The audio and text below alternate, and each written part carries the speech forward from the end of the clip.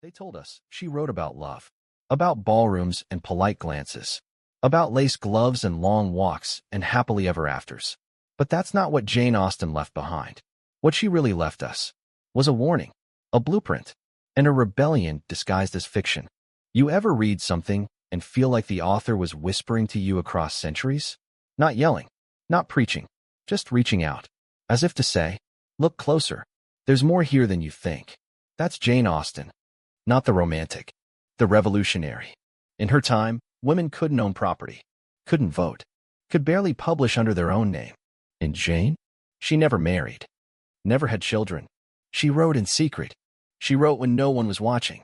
And she didn't write because she wanted to be famous. She wrote because she couldn't stay silent. Her world was polished, prim, and proper on the surface.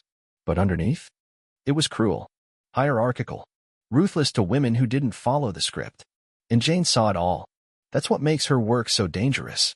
Because she wrapped her sharpest ideas in charm, in wit, in scenes so socially acceptable. No one noticed the dynamite she planted beneath them. You think Pride and Prejudice is about marriage? Read it again. It's about a woman who refuses to settle, who rejects wealth, position, and expectation, just because it doesn't feel right. That's not romance. That's resistance. Sense and Sensibility? It's about surviving heartbreak in a world that punishes emotion. It's about the price of being too rational or too passionate. When society only rewards women who are perfectly in between, Jane wasn't writing for comfort. She was writing for clarity, and she knew exactly what she was doing. Now let me ask you, and think carefully. Do you believe that art, fiction, film, writing can be an act of rebellion? If you do, say how. If you don't, say what rebellion looks like to you. Because Jane Austen wasn't just observing the world. She was challenging it, quietly, skillfully, word by word. She lived in a world where women were expected to be agreeable, obedient, invisible. And yet, Jane Austen sharpened her mind like a blade. In silence. You know where she wrote most of her books? At a tiny, wobbly table in the corner of a sitting room, with a creaky door behind her. Why?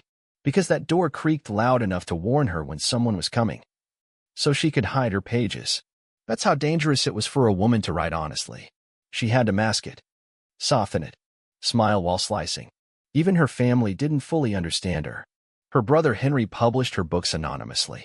He called her Aunt and Dear Sister. But it was years before he acknowledged her authorship publicly. Her own name didn't appear on her novels until after she died. Think about that. One of the greatest literary voices in history couldn't even sign her name on her own words. And it wasn't just the public that hid her. It was the people closest to her. After her death, Jane's sister Cassandra, her confidant, her companion, burned the majority of Jane's letters. Hundreds of them. Gone. Some historians say it was to protect Jane's image. Others believe those letters held opinions, feelings, maybe even secrets, that the world wasn't ready for. Or maybe they revealed something darker, something angrier, more defiant, more honest, than the Austen people wanted to remember. We'll never know. But what we do know is this. The fire took more than paper. It erased the rawest parts of her voice. She lived within rules she couldn't escape. So she built worlds where her characters broke them. Subtly, brilliantly, one decision at a time. Elizabeth Bennet said no to a proposal that would have saved her entire family, because it didn't feel right. Fanny Price refused to conform to the wealth around her, even when it cost her love and respect. These weren't soft choices. They were silent revolutions. And Jane made them over and over, through every heroine she wrote. Up next, we go deeper into the meaning behind her novels, the coded protests, the subversion, and what she was really trying to tell us. Let's look again at the stories she left behind. Because they weren't just novels. They were survival guides, written with a smile sharp enough to cut. Every Austen heroine lives under pressure. To marry, to behave, to disappear into someone else's life. And every Austen heroine, in her own quiet way, refuses. Elizabeth Bennet challenges the idea that a woman's future depends on marrying money. Eleanor Dashwood holds back tears while everyone expects her to break. Emma Woodhouse learns that control isn't love. And Eliot waits, not for rescue, but for respect. These are not fairy tales. They are tactical studies in dignity. And what makes them even more powerful is that Jane never says it out loud. She lets the reader connect the dots. lets you feel the tension between what is said and what's meant. That's not politeness. That's power. And yet, so many people reduce her work to romance, to flirtation and marriages and happy endings. But Austen wasn't writing about love. She was writing about agency, about how a woman makes a choice, when the world has already decided everything for her. She was showing us how resistance doesn't always look like a riot. Sometimes, it looks like a refusal, a pause, a paragraph that says no with perfect grammar. That's the genius of Austen. She didn't need explosions. She wrote with a scalpel, not a sword. But here's where it gets hard to swallow. Much of her deeper meaning was edited out. Some of the sharpest, darkest, most sarcastic parts of her early drafts were softened or cut entirely. By editors, by brothers, even by Jane herself. We only know this because early manuscripts still exist. And when you compare them to the final versions, you see a different writer, one who was angrier, more direct, less patient. And it makes you wonder, why did she censor herself? Was it fear? Was it protection? Or was it survival? Because even for Jane Austen, telling the truth came at a cost. And we, 200 years later, are still trying to piece together the words she was never allowed to say. After Jane died, her voice became quieter, but not in the way you'd think. Her books stayed in print. Her name grew in fame. But the real her? That version was slowly erased. Her sister Cassandra destroyed more than 100 letters. Pages and pages of Jane's private thoughts gone. Burned. Torn. Forgotten. Why? We're told it was to protect her. To keep her respectable. To avoid scandal. But protect her from what? Her own truth? Maybe Jane was angry. Maybe she questioned things she wasn't supposed to. Maybe she loved differently. Maybe she hated more than she ever admitted in public. We'll never know. All we know is that someone chose silence for her, after she could no longer speak. Let me ask you something and sit with this for a moment. Why do you think people destroy the voices of those they love after they're gone? Fear? Shame? Control? Tell me what you think. Because we don't just lose words when letters are burned. We lose the person behind them. We lose the chance to hear them uncensored. And that's what haunts so many Austen scholars. Not the novels, but the gaps. The things she didn't say. The feelings she buried. The versions of herself she kept locked behind formality and polite prose. She lived in a world where a woman could be brilliant, but only if she didn't make anyone uncomfortable. And yet, she did make people uncomfortable. Subtly, skillfully, through the characters who stayed single, through the ones who chose honesty over wealth, through the final pages that end not with passion, but with peace. She didn't write happily ever after. She wrote earned peace. And that's a different kind of ending. Now let's talk about the parts they tried to hide. Because if you read her early drafts, not the published versions, but the raw pages, you'll find something that might shock you. Jane Austen was furious. Not loud, not messy, but controlled, razor-sharp, and relentless. Her sarcasm wasn't gentle. It was brutal. Her observations weren't charming. They were savage. She called out hypocrisy, mocked aristocrats, exposed the fakeness of polite society. And she did it all with a voice that smiled as it sliced.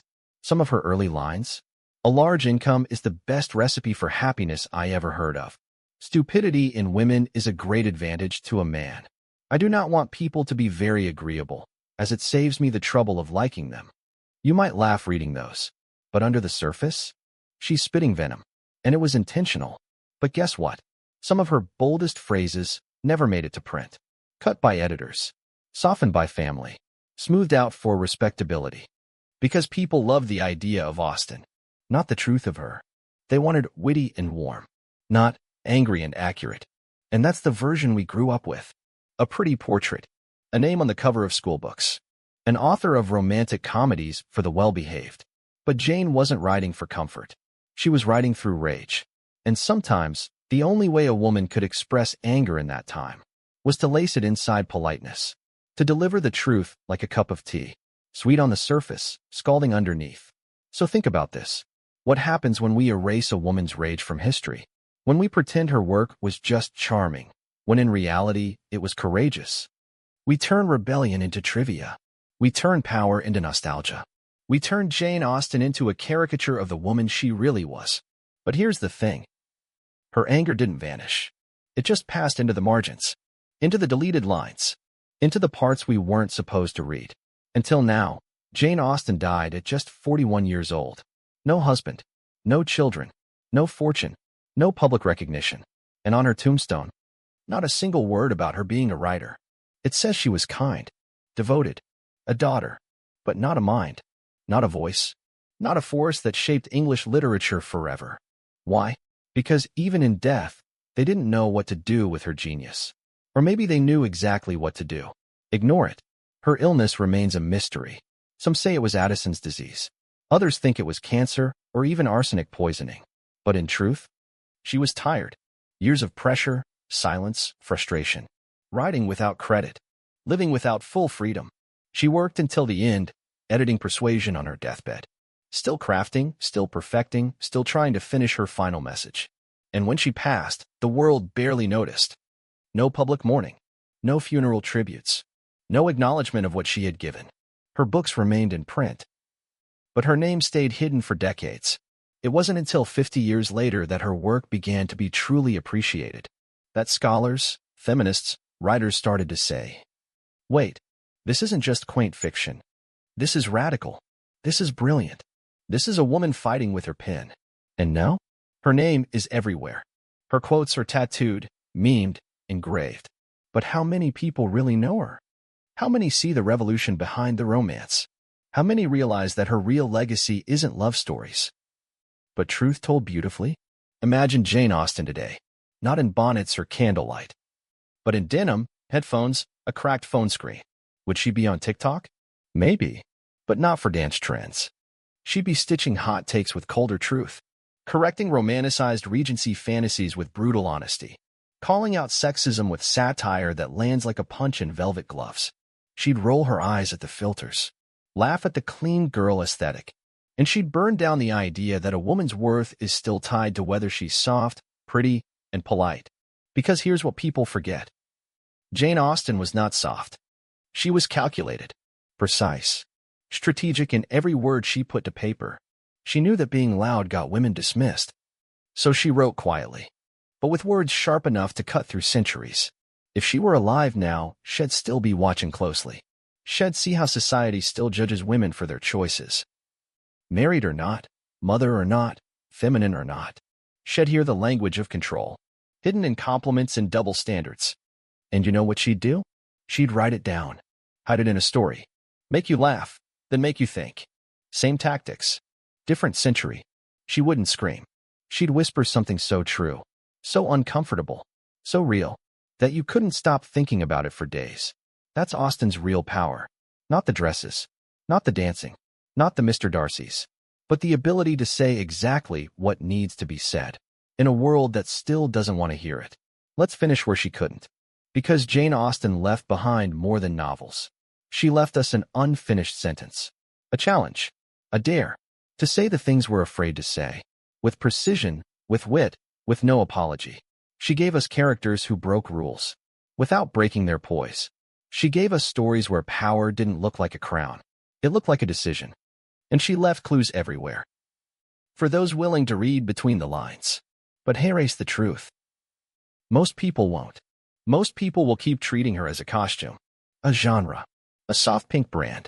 But not you. You've made it to the end. You've seen what she really left behind. So let me ask you, the most important question of all. If your voice was silenced tomorrow, what would be left of you? A caption? A filter? Or something true? Would people know what you stood for? Or just what you posted? Jane's words survived without her name, without her fame, without anyone fighting to preserve them. They lasted because truth always finds a way back, even if it takes 200 years.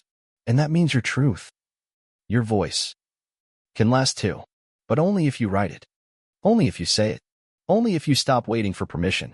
So take the thing you've been holding back and put it into the world, not for applause, not for validation, but because someone, somewhere, is going to need it. Maybe not today, maybe not in your lifetime, but eventually, because that's what Jane Austen left behind. Not just books, but a blueprint for brave silence that still speaks louder than most of what we shout. Now it's your turn. Make it count.